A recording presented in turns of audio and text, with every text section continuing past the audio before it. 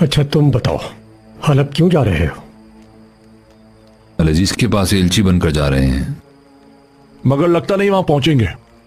ضرور پہنچو گے انشاءاللہ۔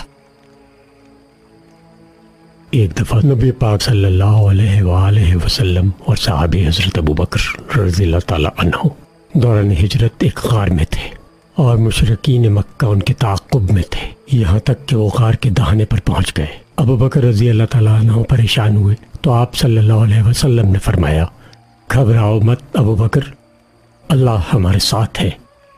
اور تب ایک چھوٹی سی مکڑی نے اللہ کے حکم سے دنیا کا مضبوط ترین جالا بن دیا۔